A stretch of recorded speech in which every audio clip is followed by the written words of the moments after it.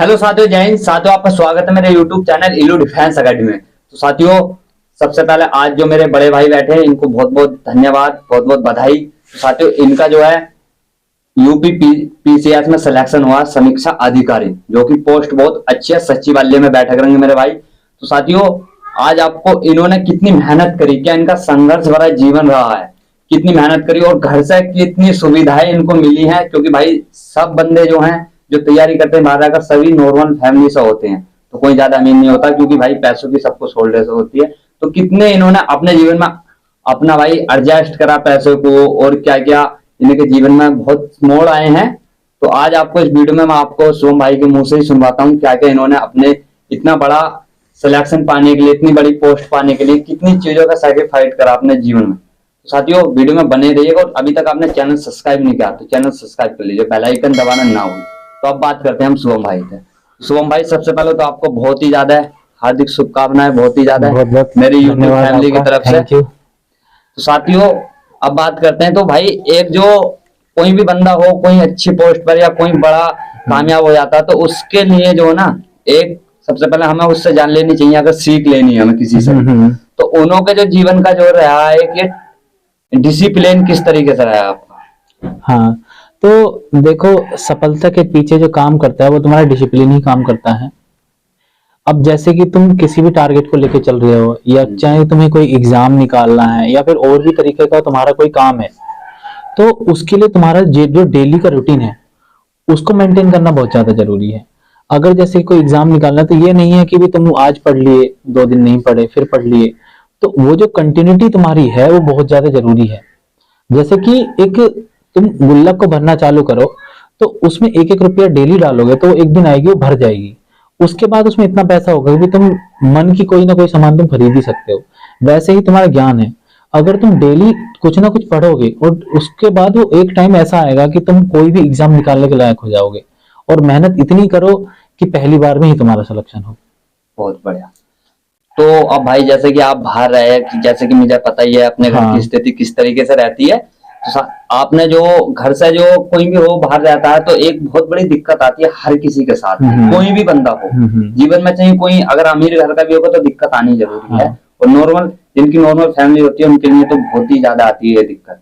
क्योंकि भाई सबकी जो फैमिली में भाई 2 भाई 3 भाई बहन होते हैं, कि भाई पापा अकेले मेहनत कर रहे हैं, और अब उन्हें तीनों बेटे को, एक बहन को, उन्हें भी पढ़ाना है, और उनके लिए भी पैसा बचा कर करना, सेविंग करना है। तो इसका जो है, हमारे पापा जो होते हैं ना, बहुत ही दिमाग कंफ्यूज रहता है सभी के पापा का, कि यार मेरे 2 लड़के ये कर रहे हैं, एक वो कर रहा है, एक लड़की ये कर रही है, तो इन्हें किस तरीके से मुझे पैसा एडजस्ट करके देना है।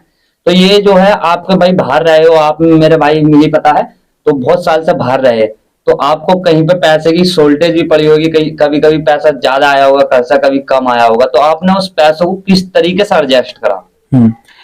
देखो, मैंने अभी तक जितनी भी, जहां तक भी पढ़ाई की है और इस सिलेक्शन तक, मुझे कभी मेरी फैमिली का, मतलब मेरी फैमिली ने इतना ज्यादा सपोर्ट किया है कि कभी मुझे ये महसूस नहीं होने दिया कि भाई मैं ये नहीं खरीद सकता, या फिर मैं ये काम नहीं कर सकता अपने पढ़ाई से रिलेटेड कुछ भी।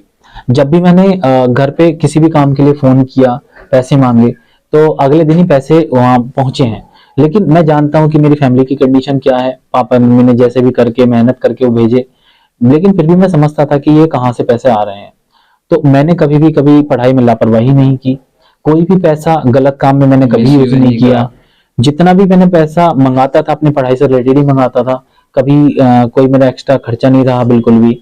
तो अपने लक्ष्य को लेकर बहुत ईमानदार रहा हूं मैं, और मोटिवेट रहता था कि भाई फैमिली के लिए कुछ करना है, उनको जो मेहनत करते हैं वो दिन भर मम्मी पापा, उस मेहनत से बचाना है। तो ये चीजें सारी मेरे उसके पीछे काम कर रही थी, इसलिए मैं कभी भटका भी नहीं। और आज और चाचा जी दुकान पर रहते थे। हाँ, तो पापा जी की जैसे कि शॉप है बजरपुर की, तो कभी कभी मैं भी घर आता था, तो कभी कभी मैं भी फावड़ा चला के देखता था, तो मेरी हालत खराब हो जाती थी थोड़ा सा भरने पे ही। तो उस समय मैं समझ जाता था कि भाई ये मेहनत क्या होती है। गर्मी में किसी ने अगर फावड़ा चलाया हो तो उसकी कीमत वही जान सकता है। तो मुझे समझ आ गया था कि भाई पैसा कैसे आ रहा है और इसका कैसे यूज करना है, और उसी से बाहर निकलने के लिए मैंने ये सफलता प्राप्त की है। और मेहनत जुनून इस वजह से आया था कि पापा को जिंदगी भर ये फावड़ा ही नहीं चलवाना। इसीलिए मैं मेहनत करता था, आज अच्छी जॉब मिल तो गई है। अब आपको भाई एक क्या ना, आज की डेट में हर किसी के लिए, कोई भी बंदा हो कुछ करता है तो हर कोई एक ये सोचता है कि मुझे कहीं से मोटिवेशन मिले। हाँ हाँ क्योंकि भाई बहुत बंदे होते हैं कि अपने कहीं से भी लेते हैं, और बहुत बंदे होते हैं वीडियो देख कर लेते हैं। तो आपको ये मोटिवेशन इतना मतलब जीवन में कहीं भी, अब भाई अब जीवन है, अप डाउन तो होता रहता है हाँ कि कोई अमीर हो गरीब हो, हाँ। सबका जीवन अप डाउन होता है, क्योंकि समय हर किसी का बदलता है। तो समय बहुत बलवान होता है। तो ये जीवन में कभी आया होगा लाइफ में कि यार आज माड़ा है, तो कहाँ से आपको मोटिवेशन मिला? देखो कभी भी याद रखो कि सफलता एक दिन में नहीं मिलती, लेकिन एक दिन जरूर मिलती है अगर तुम लगातार मेहनत करते रहो तो। और मोटिवेशन तुम किसी वीडियो से नहीं ले सकते हो, किसी दूसरे बंदे से मोटिवेशन नहीं ले सकते हो। मोटिवेशन तुम अंदर से आता है। और तुम अपनी फैमिली को देखो, सबसे बड़ा मोटिवेशन अगर कहीं है तो वो तुम्हारे मम्मी पापा हैं। किस तरीके से वो तुम्हारे लिए कर रहे हैं, कैसे तुम्हारे लिए वो मेहनत कर रहे हैं, कैसे पैसे भेज रहे हैं। तो उनकी जो एक इच्छाएं हैं या फिर जो उनसे उनकी जो आकांक्षाएं हैं, उनको पूरा करना बहुत ज्यादा जरूरी है। और एक होप होती है या फिर जो तुम पे जो ट्रस्ट है, उस ट्रस्ट को कभी नहीं तोड़ना चाहिए। क्योंकि अगर तुम लापरवाही करोगे तो एक ना एक दिन तो माँ बाप को पता चलेगा ही, जब तुम कहीं सेलेक्ट नहीं होगे तो उनको बड़ा दुख होता है। तो कभी भी माँ बाप का दिल नहीं दुखाना चाहिए।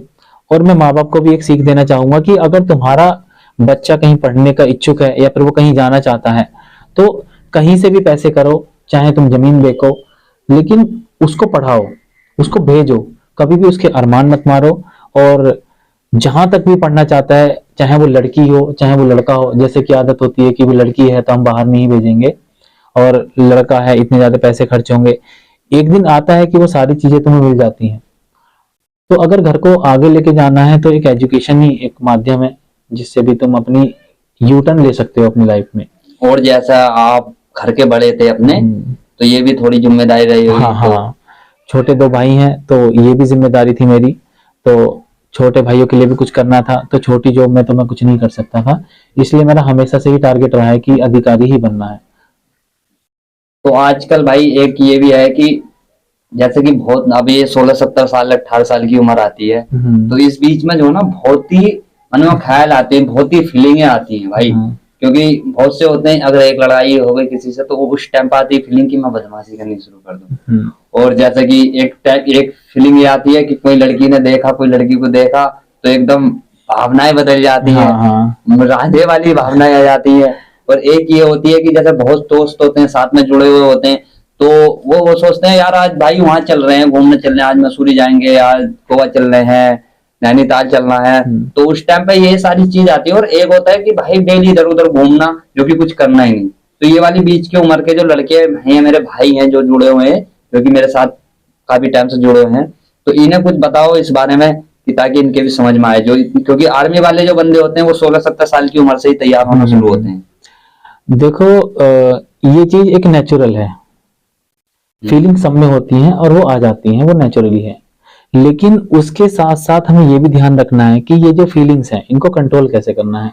क्योंकि क्या है ना कि तुम इस चीज में फर्क पहचानना सीखो कि क्या चीज टेम्परेरी है और क्या चीज परमानेंट है। ये जो फीलिंग्स हैं, ये जो लव वाली चीजें होती हैं, ये हमें कुछ टाइम के लिए तो बहुत खुशी देंगी, लेकिन जब वो समय निकल जाएगा सफलता वाला, तो हमारी पूरी लाइफ एकदम बहुत ही ज्यादा एकदम गंदी हो जाएगी। उस समय से पहले हमें यह पहचानना है कि हमारी परमानेंट खुशी क्या है। और परमानेंट खुशी कहाँ से मिलती है? जब हम एक जीवन में सफल होते हैं, एक अच्छी जॉब पाते हैं, घर में भी खुशी का माहौल होता है। प्यार व्यार तो बाद में भी हो सकता है ना, तुम जॉब के बाद भी तो प्यार कर सकते हो। लेकिन क्या लंबे टाइम तक तुम इन चीजों में फंस के बाद में जॉब पा सकते हो? नहीं ना। और बाद में तुम्हारा पढ़ाई का भी मन नहीं करेगा। तो जो चीज पहले पानी है उस पर ज्यादा फोकस रखना चाहिए। बाकी चीजें तो बाद में मिल ही जाएंगी। जब जॉब आती है तो उसके बाद सब आते हैं, लड़की भी आएगी, सब आएगी। अच्छा, ये जैसे घूमने गए, जैसे बहुत दोस्त ऑफर देते रहते हैं, आज वहां चलना, तो उस चीज में नहीं, घूमना चाहिए। अपनी लाइफ को एकदम हर एक ही चीज में भी नहीं घुसा देना है। एक मैनेजमेंट होना चाहिए लाइफ का। अगर तुम पढ़ाई कर रहे हो तो 24 घंटे तो पढ़ाई करोगे नहीं। तो जितना तुम्हारा डेली का टारगेट है उसको कंप्लीट करना है पढ़ाई का। उसके बाद में तुम कहीं बाहर घूमने भी निकल सकते हो। ऐसा भी नहीं है कि हमेशा पढ़ाई करते रहो। बीच बीच में तुम्हें माइंड को रिलैक्स करने के लिए तुम्हें घूमने भी जाना चाहिए, दोस्तों से भी मिलना चाहिए। इससे क्या होता है कि तुम्हारा जो दिमाग है एकदम शांत रहता है, खुश रहता है। और अच्छी सफलता पाने के लिए जरूरी है कि तुम हमेशा मोटिवेट रहो, खुश रहो, क्योंकि एक टेंशन, ये सारी चीजें क्या होती हैं कि हमें पीछे लेकर जाती हैं। तो इन चीजों का विशेष ध्यान रखना है कि मतलब पढ़ाई है तो मतलब पूरा पूरा पढ़ाई पे ही ध्यान नहीं देना चाहिए। बीच बीच में भी तुम, अगर कोई मूवी लगी है, मूवी देखने जा सकते हो, कहीं विजिट कर सकते हो। लेकिन ऐसा नहीं है कि अब तीसरे दिन विजिट चल रहा, तीसरे दिन मूवी चल रही है, वो चीज नहीं। अगर मान लो संडे है, संडे को जा सकते हो तुम कहीं घूमने। तो ये इस बात का विशेष ध्यान रखना है कि चीजों को बहुत ही मैनेज करके चलना है। पढ़ाई को सबसे पहले प्राथमिकता देनी है। अच्छा, और ये जैसे कि अब जो इतनी बात हो गई है, तो आपने इतना बड़ा सिलेक्शन पाया है ये अपना सचिवालय में पीसीएस से, तो साथ ही इसी के साथ साथ आपको जो एक पढ़ाई का जो है अपना शेड्यूल भी बनाया होगा, एक टाइम टेबल बनाया होगा कि इस टाइम से मुझे पढ़ना है और इस टाइम से मुझे सोना है, ये मेरा खाना खाने का टाइम रखना है मुझे। क्योंकि आजकल जो है ना, कोई भी बंदा हो, छोटी भी तैयारी कर रहा है, किसी भी छोटे भी कंपटीशन की तैयारी कर रहा, तो उसके दिमाग में सिर्फ सबसे पहले एक यही होता कि मैं पहले अपना टाइम टेबल सेट करूं। तो आपने मतलब अपना ये टाइम टेबल किस तरीके से रखा था? देखो, मैं टाइम टेबल के मामले में ये कहना चाहूंगा कि हमेशा जो तुम्हारा टाइम टेबल है वो अपनी सुविधा के अनुसार होना चाहिए। टाइम टेबल को लेके हमें किसी दूसरे को फॉलो नहीं करना चाहिए। जैसे कि मेरा है, तो मेरा खुद का टाइम टेबल था। कब कब तुम पढ़ सकते हो वो तुम्हारे ऊपर डिसाइड करेगा। अगर कभी भी ये नहीं सोचना चाहिए कि वो उस टाइम पढ़ता था तो मुझे भी उस टाइम पढ़कर ही सक्सेस मिलेगी। जैसे कि मेरा क्या था कि मुझे रात में पढ़ना अच्छा लगता था, क्योंकि हॉस्टल में रहे हैं तो हॉस्टल में रात को जागने की आदत थी। तो तैयारी के टाइम पे भी मैं रात को जागता था, रात को 8-9 बजे पढ़ने बैठता था और सुबह 6-7 बजे तक, जब तक मेरा टारगेट कंप्लीट नहीं हो जाता था तब तक मैं पढ़ता रहता था। तो जो भी लोग तैयारी कर रहे हैं, तो अब सबकी स्थिति तो एक जैसी नहीं है, तो उनके पास जब भी वो अपनी सुविधा के अनुसार टाइम निकाल सकते हैं कि भाई इस टाइम पे मैं बिल्कुल भी डिस्टर्ब नहीं होऊंगा, तो उनको उस टाइम पे अपना टाइम टेबल बना के पढ़ाई करनी चाहिए। तो अब ये भाई आपने बहुत बात बताई, मुझे भी कुछ इससे सीखने को मिला है। तो मैं भी अब आपसे दो बात बोलो कि जो मेरे भाई मुझसे जुड़े हुए हैं, जो कि ये सब आर्मी की तैयारी करने वाले हैं, इन्हें किस तरीके से अपने जीवन को एक अच्छे मोड़ पर लेकर जाना चाहिए, जो कि बहुत से भटक जाते हैं। तो किस तरीके से इन्हें भी अपना शेड्यूल या अपनी राय के अनुसार कैसे इन्हें भी तैयारी करनी चाहिए, ताकि इनको भी, मेरे भाई को थोड़ी सीख मिले। देखो, मैं इसके लिए आपको एक ही बात बताना चाहूंगा जो मैंने खुद फील की है कि जिंदगी की में अगर सबसे ज्यादा खुशी हासिल करनी है तो वो तुम्हारी सफलता से ही मिल सकती है, जो कि मैं फील कर रहा हूँ। जिस दिन मेरा रिजल्ट आया था उस दिन शायद मैं दुनिया में सबसे ज्यादा खुश इंसान था। और ये खुशी क्या थी, ये परमानेंट वाली है। तो इधर उधर ना भटकते हुए अपने सिलेक्शन पर ध्यान दो। जिस दिन सिलेक्शन होगा सारी चीजें खुद ब खुद अपनी आपकी लाइफ में एंटर करना शुरू कर देंगी। और असली खुशी के पीछे भागो, ना कि टेम्परेरी खुशी के पीछे। अपना परिवार को देखते हुए, अपने जीवन के पूरा आगे की जीवन को देखते हुए कि क्या करना है, क्या इस टाइम तुम हो। तो अगर इन सब चीजों का ध्यान रखोगे तो कभी भटकोगे भी नहीं और अच्छी जगह पहुंचोगे। और वक्त की पहचान करना, और टाइम की केयर करना सीखें भी। जब समय निकल जाता है तो चीजें बहुत ज्यादा बिगड़ जाती हैं, और समय पर चीजें हों तो ज्यादा अच्छा है। बहुत बढ़िया। तो साथियों, अभी आपने मेरे शुभम भाई की बातें सुनी है, जो कि बहुत अच्छी बातें बताई हैं। मेरे तो समझ में आ गई है और उम्मीद करता हूँ मैं आपकी भी समझ में आ गई होगी। साथियों, बहुत सारी बात देखो, इन्होंने, मैंने पूछा कि भाई पैसा किस तरीके से आप बाहर रहे, एडजस्ट करा, तो बहुत बढ़िया बात बताई उसमें भी।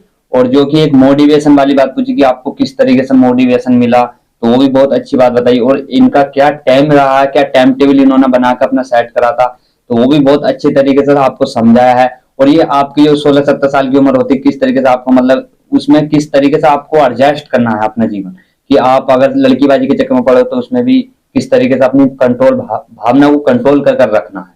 तो बहुत सारी बातें बताई हैं जो कि बहुत अच्छी हैं, और ये इन्होंने भाई खुद फॉलो करी हैं अपने जीवन में, तभी आज भाई पीसीएस का सिलेक्शन भाई ऐसे ही नहीं मिल जाता। बहुत बड़ी पोस्ट है, सचिवालय में बैठते हैं भाई, समीक्षा अधिकारी, तो बहुत अच्छी पोस्ट पाई है। तो कुछ इन्होंने भी अपने जीवन में कुछ इस तरीके की बातें फॉलो करी जब ही इन्हें मिला, क्योंकि भाई हम मिडिल क्लास से ही, ज्यादा बड़ी हमारी भाई फैमिली नहीं कि ज्यादा बड़े रईस हैं।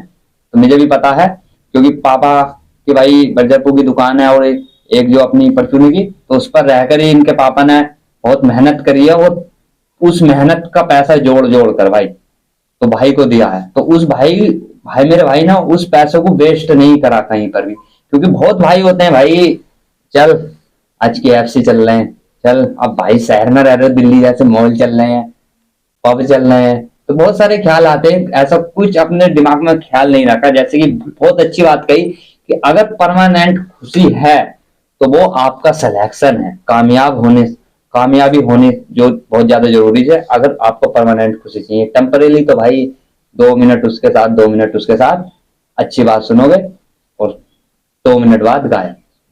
तो ऐसा कुछ नहीं करना। और देखो सबसे अच्छी भाई, सबसे बड़ा मोटिवेशन मेरे भाई ने भी वही बताया है, और मुझे भी उसी चीज का बहुत ज्यादा अनुभव होता है कि अगर मोटिवेशन है, सबसे बड़ा मोटिवेशन हमारी लाइफ में, तो वो हमारा खुद का घर है, हमारे घर की खुद की परेशानियां हैं।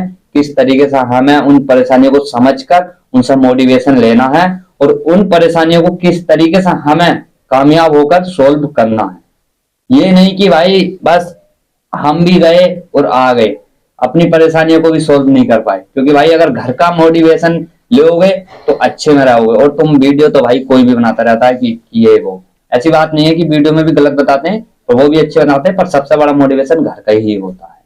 क्योंकि घर से ही सीख मिलती है, जब भी कुछ आदमी बन पाता है। और भाई अपने वक्त को संभालो, एक एक मिनट भी आपके लिए बहुत ज्यादा कीमती है। अगर आप 1 मिनट का भी भाई समझना चाहोगे ना, अगर आप 1 मिनट की मेहनत समझना चाहो तो 1 मिनट फ्लैंक रहकर देखो, 1 मिनट में 400 मीटर लगा कर देखो, लगा पाओगे? तो आपको उस 1 मिनट के 1 सेकंड की भी कीमत पता चल जाएगी, कितनी भाई इंपॉर्टेंट है उस 1 मिनट के 1 सेकंड की।